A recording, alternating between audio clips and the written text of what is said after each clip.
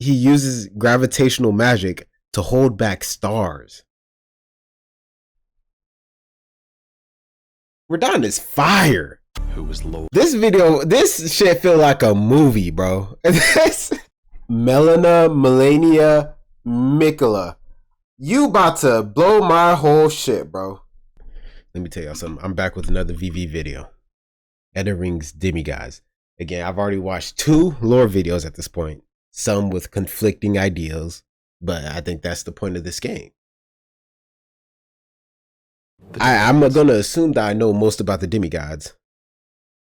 I'm not gonna assume shit, bro. It's another 30-minute video. All these videos in this playlist. Oh my gosh. Let's go. Each and all the direct offspring of Queen Marika. Right. It was Godwyn, Morgott, Mohg, Radahn, Rykard, Ranni, Mikola, and Melania, Blade of Mikola. Melania, Blade of Mikola. Melania, Blade of Mikola. And Melania, not again. All of these demigods had fallen from grace by the time the Shattering occurred. But in this video, I want to mostly talk about the origins of these characters, who these demigods were before the fall. And some of these demigods fell a long way indeed. Before... That was Godwyn. I don't know. I think it was because Fia, that was where her quest was. Or is it Fia? Fia. And she said she wanted to be with Godwyn, and Godwyn, like that, she was next to that nasty thing. Became this unsightly mess. And he kind of, it sounded like he hinted towards it. That being Godwyn. Let's see. Godwyn the Golden was quite the heroic figure. He was born of the promising union between Lord Godfrey and Queen Marika, and he achieved great renown for his bravery in one of their wars at least, the War of the Ancient Dragons. This war began when Grandsax, a great ancient dragon, rained calamity down upon Leyndell, marking the only time in historical record that Leyndell's walls had fallen. It's not clear why Grandsax first attacked, but fortifying themselves against lightning, the Knights of the Erdtree weathered his assault, and Grandsax was defeated. However, this was only the beginning, and a bitter war against the ancient dragons was to follow. During this war, the Erdtree Sentinels had an epiphany that... Use the dragon armor? The only way to truly protect the Erdtree was to become dragons themselves. And so, despoiling the corpses of their foes, the grotesque Sentinels served the Erdtree, but fought with the claws of the enemy instead. In the end, the ancient dragons were routed once again. In a graveyard of swords by the Stormcaller Church, the end of the war is commemorated. Here, we learn that during battle, Godwyn the Golden defeated Fortisax, called the mightiest dragon of them all. However, he did not kill Fortisax. Instead, he befriended him. And it was in this act that the powers of the ancient dragons truly became a part of Leyndell. Oh wow, that's fire. Only those loved by dragons can survive the ordeal of cladding their bodies in lightning. So, from an unlikely friendship, an ancient dragon cult was born in the capital city, and the Knights of Leyndell learned to worship the dragons and wield their lightning. Lanciax, sister of Fortisax, even took human form to better commune with the knights. It was officially decided that the worship of the ancient dragons did not conflict with belief in the Erdtree, and it was all thanks to Godwyn, commander of the dragon's golden lightning, and a true child of the golden lineage. Fire. Fire. So that's incredible. That's incredible. But now let's talk about more. I almost want to like, I usually summarize it after like big blurbs like that, but he explained it so well that there's no real point in me and Mohg, saying anything about the Omen twins, who were also born of Godfrey and Marika's golden lineage. First, what is an omen? Well, to put it simply, an omen is an accursed child seen as impure, as they are born with horns on the body and face. When this happens, the correct thing to do, culturally at least, is to cut off the horns of the omen an act which usually causes them to perish. It's pretty messed up. But some omen do survive this process, and some omen are even given a cleaver, crafted specifically for them and awarded as a tool of war, although these weapons are bestowed with a readiness to take them away. We find one such omen in an Erdtree. That's a little confusing. So I was under the impression... Oh no, because... So if the Erdtree came from the Great Tree or whatever that had all the aspects of previous animals, right? So it makes sense that they would have all that weird shit. Anyway, how if they're given to the cleavers as like kind of a, if they're given the cleavers as a gift for having their horns removed, how come he doesn't have his horns removed, but he still has the cleaver? As a tool of war, although these weapons are bestowed with a readiness to take them away. Like I figured it would be like, well, maybe I misunderstood. Which usually causes them to perish. It's pretty messed up. But some omen do survive this process, and some omen are even given a cleaver. All right, he didn't specifically say. He said it in conjunction with that, but I think it's just some omen period are given the cleaver. So not necessarily the ones that got their horns cut off. Specifically for them and awarded as a tool of war, although these weapons are bestowed with a readiness to take them away. We find one such omen in an Erdtree camp upon the Altus Plateau. Before you fight it, you might have noticed another omen nearby writhing in its sleep. It's said that omens see evil spirits in their nightmares, and I think this omen is dreaming, haunted by the vengeful spirits of its accursed kin.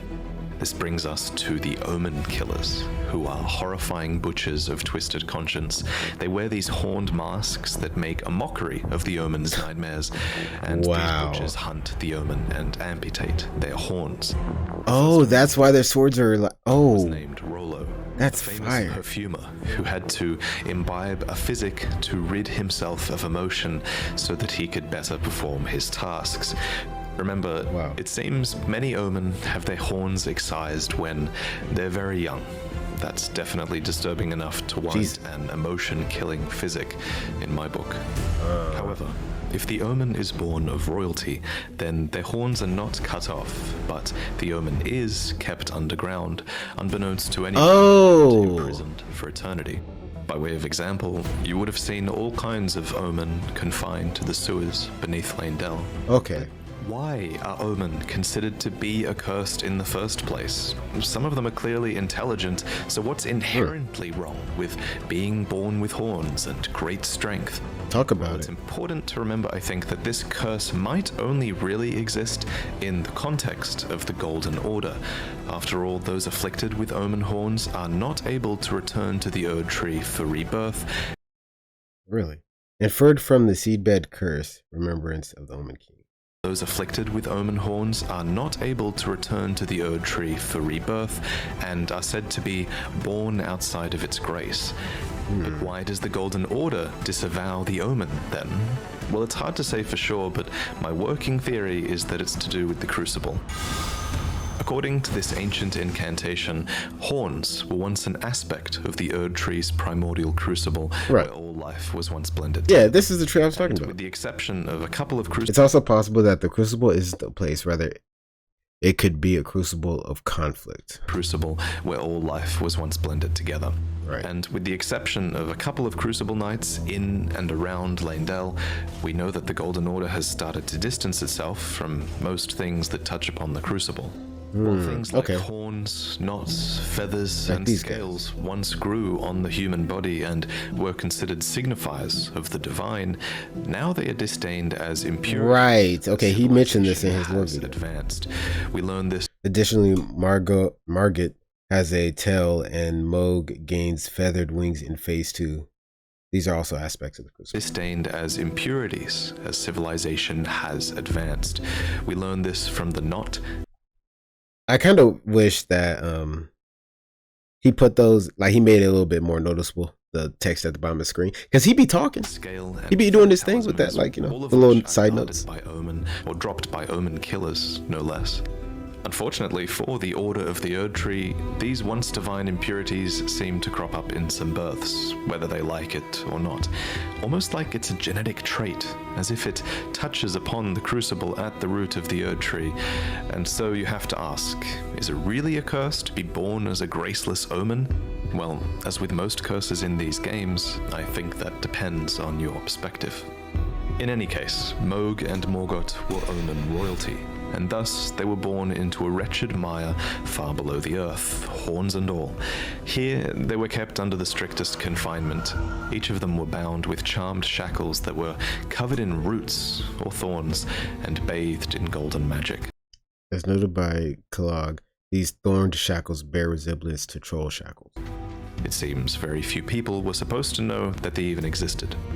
Morgoth, for his part, renounced and despised his accursed omen blood, but his brother Mohg embraced it. Right. Deep underground, Mohg stood before an outer god, a being called... I don't think I ever looked at him that close in so much detail. He looked crazy with the formless mother who craves wounds, a being capable of bestowing power upon accursed blood. In this moment, Mohg's accursed blood erupted with fire, and he became besotted with the defilement that he was born into. Here, deep below the earth, he would go on to build a dynasty of blood in reverence of a mother, something it seems he never truly had.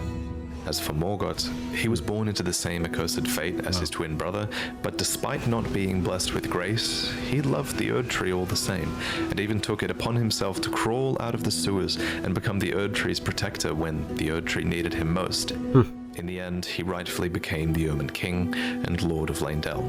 Omen or not, he was, after all, born of Godfrey and Marika's golden lineage. True. That's kind of insane. Of course, the marriage between Godfrey and Marika would be ended, and before long, Marika remarried with another man, a champion named Radagon, who Marika calls her other half. He became second Elden Lord and the king consort, but he also brought with him... He called her other half is hilarious. And the king consort, but he also understanding brought with him 3 children from a previous marriage that he had had with a Carrion queen named Rennala. These children were Rani, Rykard, and Radahn, and they all became demigod stepchildren after Radagon's reunion with Queen Marika. Possessed of his father's flaming red hair, Radahn was fond of its heroic implications and considered himself to be born of a great champion, yet he also looked up to another man, Godfrey, the first Elden Lord, Queen Marika's first husband and the Lord of the Battlefield. But Radahn wasn't just the son of Radagon and an aspiring Lord of the Battlefield, he was also the son of Rennala, who was head of the Academy of Raya Lucaria and Queen of Caria. So as a Carrion royal, inclined towards sorcery, Radahn bent his will towards mastering gravitational magics. Right. Wow, that's insane. Gravity well, collapse.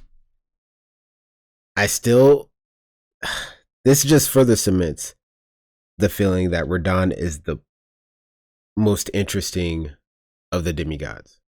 Towards mastering gravitational magics, rock sling, gravity well, collapsing stars.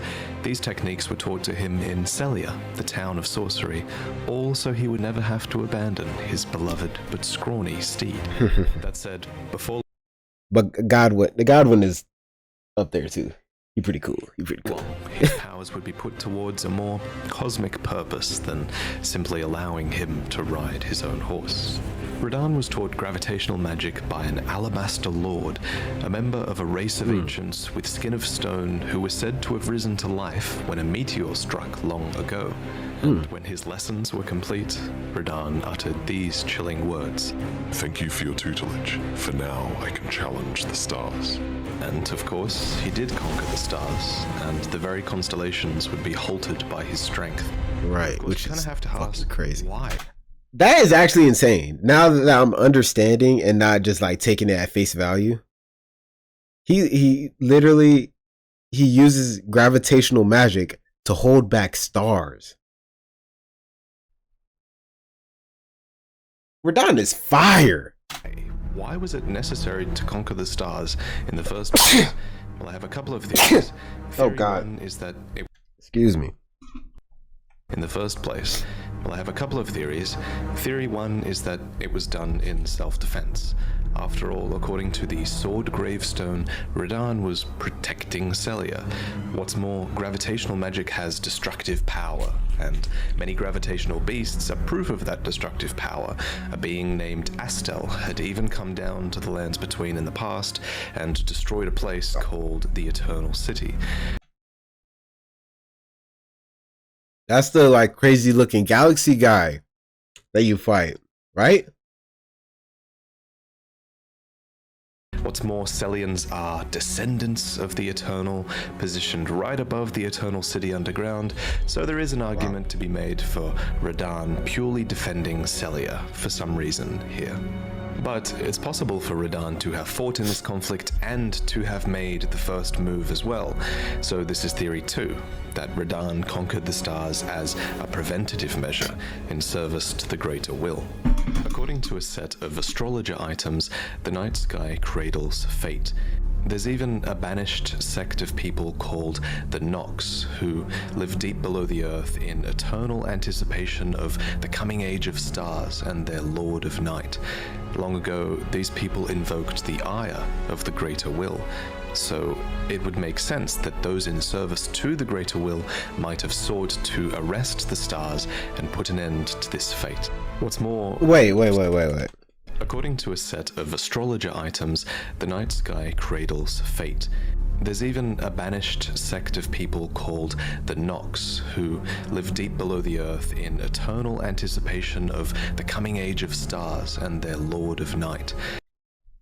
Okay, so they want the stars to come down. Got it. Long ago, these people invoked the ire of the greater will. So Radahn was like, fuck you. It would make sense that those in service because of the greater will, I guess. Might have sought to arrest the stars and put an end to this fate. What's more, Radahn was just a huge fanboy of Godfrey, and he seems to have more loyalty to the Erdtree than to the moon.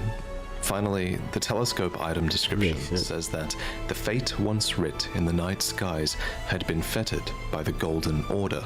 So surely this is referencing Radahn's actions, and it levels the blame at the Golden Order. But putting Radahn's motivations aside, it's a fact that the stars were held back, and that this had great consequences for many, especially for the rest of his Carian royal family. Let me explain. The fate of the Carian royal family is guided by the stars, as is the fate of Lady Rani, first heir in the Carian royal line. But General Radahn is the conqueror of the stars, who stood up to the swirling constellations, halting their movement in a smashing victory. And so, if General Radahn were defeated, the stars would once again resume their movement, as would Lady Rani's destiny. Lunar Princess Rani was the daughter of Radagon and Renala, and sister to Radahn. Interestingly, if you look at her true body atop the Divine Tower, it looks like she might have also inherited the red hair of Radagon. That's her body? Never noticed that. That's insane. That's insane. Oh my god, this story is insane. So you're telling me Radahn, okay, because the Nox were waiting for the stars in great anticipation, and the greater will didn't mess with them, Radahn held back the stars. That's what I'm understanding, right? So far. But that also hurt the Carian family, which Rani is in. And she's only in this family because she's stepdaughter to Renala. And because he held back the stars, Rani, the Carian family fell apart, right? But that's crazy that Radahn and Rani are sister or brother and sister on their mother-father side. Because of Marika and Radagon.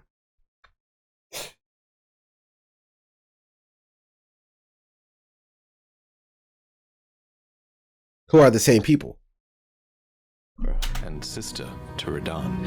Interestingly, if you look at her true body atop the Divine Tower, it looks like Radigan in America, that is. She might have also inherited the red hair of I can't believe that's her body is what you're telling me, bro. To Radahn. Interestingly, if you look at her true body atop the Divine Tower, it looks like she might have also inherited the red hair of Radigan. Cool detail.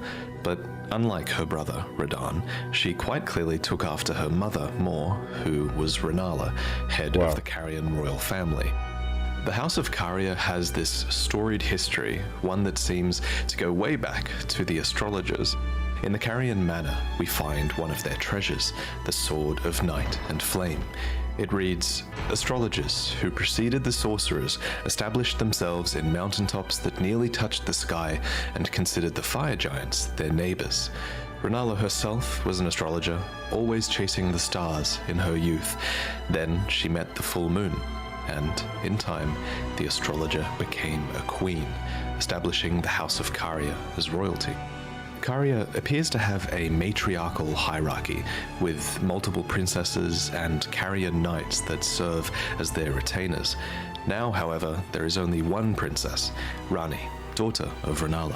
And at the time of her birth, she would have been set to inherit quite a lot of power indeed, for the Carian royal family. Sorry, And her mother was not only queen, she was also head of the Academy of Raya Lucaria, having bewitched them with the enchanting power of the full moon. Leading the young Ranni by the hand, Rennala guided her daughter to a meeting with a moon of her own. What Ranni beheld was cold, dark, and veiled in occult mystery. A dark moon, a sort of twin to Rennala's own full moon. You can even see both of these hanging in the sky if you stargaze from the heights of the Moonlight Plateau. Another who guided Ranni was a character called Vivi. You doing your thing. The Snowy Crone, who the young Ranni encountered deep in the woods. When you look at Snowy Crone Moonlight Plateau, another who guided Ranni was a character called the Snowy Crone, who the young Ranni encountered deep in the woods. When you look at Ranni, it's actually the likeness of this snow witch that you're seeing, as the doll that now houses Ranni's soul was modeled after her, probably as a sign of respect.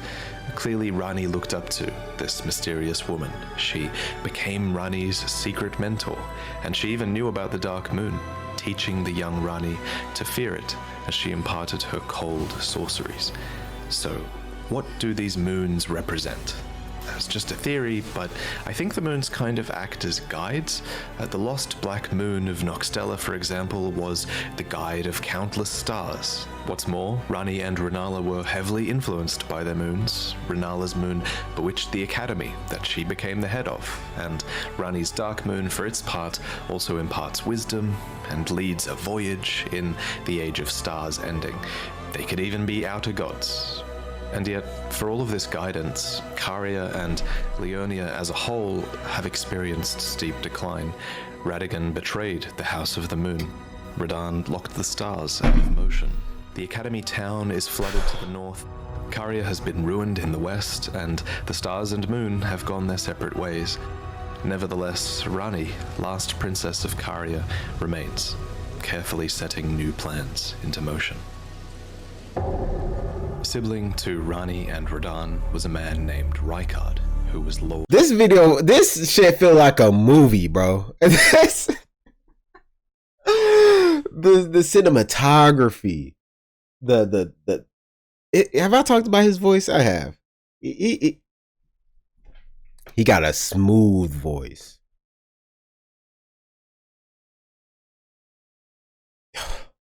Of the Volcano Manor. There is evidence that Rykard was friendly with his siblings. He conspired with his sister Ranni later on, and there's even a portrait of Radahn hung in the Volcano Manor, as well as a portrait of Rykard himself before the fall. Item descriptions mark Rykard as stern, ambitious, heroic, and blasphemous. A part of this blasphemy was opposing the Erdtree, which actually drew many knights to his banner, for Rykard believed in taking by force, just as the gods did, and clearly many believed that he would usher in a new It's crazy. I'm now noticing in that portrait of Rykard, all the hands reaching up at him. Just as the gods did, and clearly many believed that he would usher in a new age. The armor set of the Gelmir Knights reveals to us what were once very loyal soldiers. The crest of red feathers are there to symbolize Rykard's pedigree as Lord Radagon's son, and the emblem upon their chest piece represents a lord who had lofty ambitions.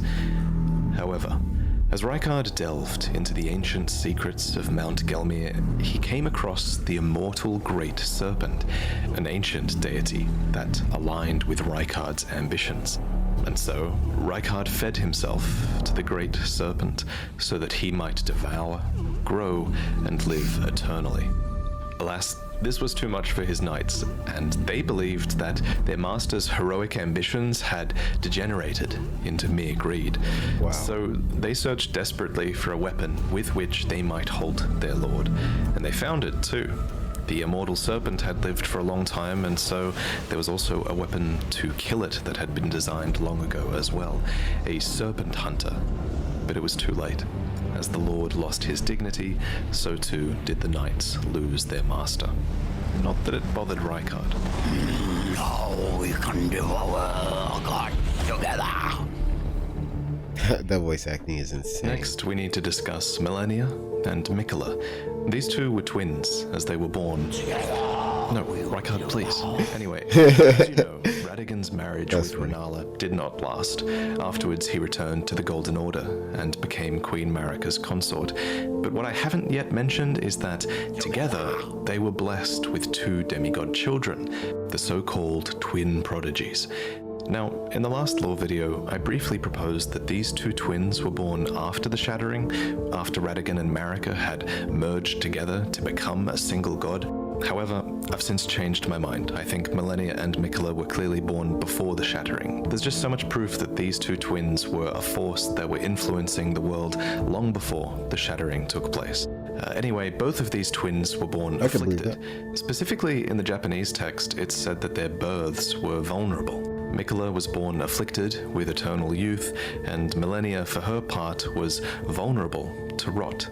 Interestingly, Melania's scarlet rot is actually an outer god. This outer god, like many others in the game, seems to have an order that is able to be imposed upon the world via an Empyrean vessel, and Melania was that vessel. And while the scarlet rot is pretty terrible, you can sort of argue that it's got a beauty to it. According to Gowrie, the order of rot is resplendent. It's a cycle of death and rebirth, kind of like the lotus flower, which is a flower that blooms anew, beautiful and fresh from mud. I actually have art of this flower hanging in my home. I always love the symbol of it. I actually have lots of art hanging now, and I'm going to talk about all of this artwork that you can buy at the end of the video. Anyway, so Melania the Empyrean was really vulnerable to and afflicted by the scarlet rot. There was said to be no cure to this, and while fire and consecration seemed to be somewhat effective at warding it off, Melania would slowly lose her physical self to the rot. Interestingly, old legends of the scarlet rot have persisted in the world for generations, and we learn more about the rot god from the Blue Dancer charm. The dancer in blue represents a fairy who, in legend, bestowed a flowing sword upon a blind swordsman. Blade in hand, the swordsman sealed away an ancient god, a god that was rot itself. Specifically, this god was long ago sealed away in the stagnant water that is downstream of the Ainsel River underground. And wherever rot appears, the kindred of rot appear as well. These are pests and servants. Bro, hold up. Walk it back for me. Walk it back for me. Consecration seems her physical self stood in the world for generations. The dancer in blue represents a fairy who, in legend, bestowed a sword upon a blind swordsman. Blade in hand, the swordsman sealed away an ancient god, a god that was rot itself. Wait. Swordsman sealed away an ancient Alright, god. so Melania God sealed away Rot the boss itself. that's at the bottom here. Specifically, this god was long ago sealed away in the stagnant water that is downstream of the Ainsel River underground. And wherever rot appears, the kindred of rot appear as well. These are Hate those pests guys. and Hate servants of the rot. Hate. And now, in the current age, these are servants that have been forsaken by Melania, who is their new goddess. So, this blind swordsman with the flowing curved sword actually went on to become Melania's mentor. So, technically, it's him that we have to blame for this goddamn attack. The prosthesis wearer heirloom tells us more. That's pretty cool. A talisman engraved with a scene from a heroic tale. Though born into the accursed rot, when the young girl encountered her mentor and his flowing blade, she gained wings of unparalleled strength. Melania's ridiculous attack is called the waterfowl dance, and aesthetically it makes sense that, flowing waters would counter the effects of rot. For just as still waters turn foul, stagnation turns to decay. Thus, warriors must remain ever drifting. And indeed, Melania does resist the call of the rot. There's a lot of evidence that she's not really a willing vessel, but through sheer will and sense of self, she resists the rot. Wow, only that's pretty when cool. she is truly pressed in battle will she abandon this will and bloom into the goddess within. Oh, that's fire! So when she's pressed a little bit, she's like, fuck it. Got it. Bloom was during her fight against Radahn, and releasing her scarlet rot was a last-ditch effort that would forever taint the land of Caelid and cripple Radahn. So Holy whatever she was shit. fighting for, I gotta watch these trailers. I gotta watch these trailers, man. in this fight against Radahn, somehow it was worth this terrible act. Talking about, I have never known defeat, or whatever she says. In general terms, at least, it's clear that Melania was fighting for her brother. Apart from the times where she relapses into being the goddess of rot, she is known as the Blade of Miquella. She actually goes to great lengths to tell you this. I don't know if you heard. Despite being the toughest boss in From Software history, she's actually fighting for his right to godhood, not the boss in From goes to great lengths to tell you this. I don't know if you heard. Despite being the toughest boss in From Software history, She's the toughest boss? I don't know about that. To be honest, I almost feel like Malekith. That was pretty hard. I'd say maybe tied for the hardest boss fights. But like, I haven't played any other From Software game. But that wasn't that hard. I mean, it was hard, don't get me wrong. There was definitely moments where I'm like, am I going to be able to do this? But it wasn't like, I don't know. But I think I was really overleveled for that. she's actually fighting for his right to godhood, not her own. In Melania's own words, her brother Miquella possesses the wisdom, the allure of a god. He is the most fearsome Empyrean of all. For his part, Miquella did a lot to earn his sister's dedication, not the least of which was inspiring her armor and a prosthetic of unalloyed gold. Oh, that's awesome. And it's not just his sister that loved Miquella, many people did. The bewitching branch is an item that you can use to turn enemies into temporary allies, and it reads, indeed, he has learned very well how to compel such affection. For his father Radagon, Miquella fashioned and gifted to him a fundamentalist incantation called Triple Rings of Light. Radagon then returns the favor, gifting back an incantation called Radagon's Rings of Light. These interactions show some of Miquella's positive connections with his father and also Golden Order fundamentalism. That's so cool. I haven't known shit about Miquella except the curse of being forever young. That's all I ever knew. And yet, the young Miquella abandoned fundamentalism, for it could do nothing to treat Melania's accursed rot. This was the beginning of unalloyed gold. So, what is unalloyed gold? Well, an alloy is a composition of metals, so unalloyed gold is pure gold, essentially, with no external mixtures. This gold apparently can ward away the meddling of outer gods, and so Miquella bent a lot of his efforts towards creating an unalloyed gold needle.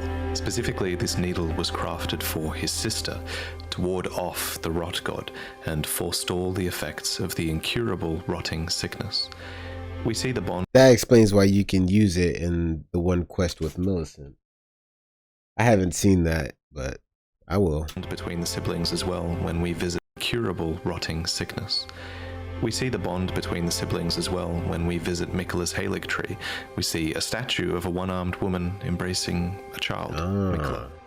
In this place, we see the biggest example of Miquella's benevolence, the Erdtree, and the society that was built into the brace that supports it. This was a promised land, seen as a salvation to many who were shunned or persecuted, provided that they can actually find the path here, of course.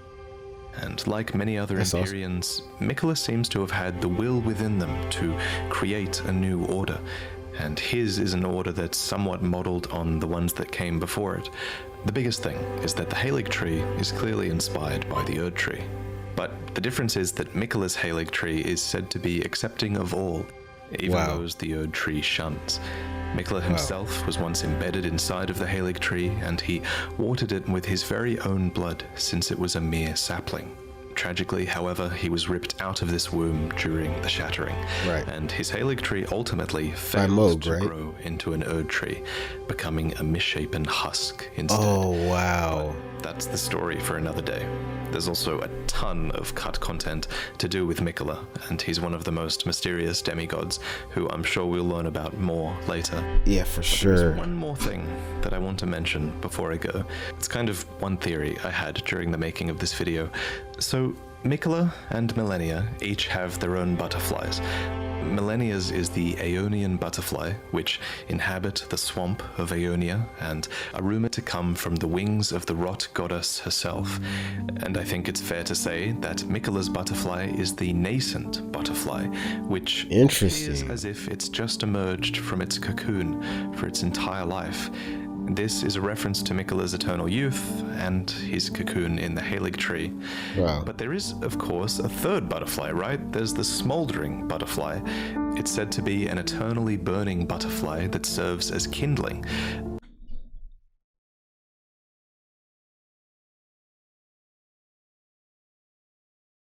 You got me. Now bear with me, but it's my theory that this butterfly is a reference to Melina, who the Blade of Calling calls the kindling maiden and the one who walks alongside flame. This might suggest that Melina is Malenia, Miquella. You about to blow my whole shit, bro. a sibling to Malenia and Miquella. Again, that's just a theory, but what I really want to talk about here is that, at the very least, Melina is almost certainly the daughter of Marika. We learned this a long time ago from looking at her name in the game's files. Oh, what? And we can further infer it Marika of daughter. Dialogue, as she has a few lines that refer to mothers and one that says that she was born inside the Erdtree. So, I just kind of assumed that because she seemed like she was Ronnie's sister because of the scar and the eye thing. So I figured, well, if you're a Ronnie's sister, then you probably are child of Marika. Her being the daughter of Marika is also just a theory, but this one is much more concrete than the butterfly one. Although the reason I like the butterfly theory is that it gives us a hint as to who Melina's parents might have been. Her parents would have been Radagon and Marika, which is to say Marika herself alone, I guess, because Radagon is Marika. Honestly, Melina as a character has only become more mysterious since the game was released, and I'm really only scratching the surface with this theory. But speaking of times before Elden Ring was released, back then, a long time ago, I commissioned this piece from a renowned artist named Marco, and now I'm so excited to reveal it for the first time. This storybook scene is heavily inspired by the early looks we had at Elden Ring, with a red-haired protagonist, spirit companions, a mount that looks like Yakul and a bit like Torrent. and a few other hidden details in the piece.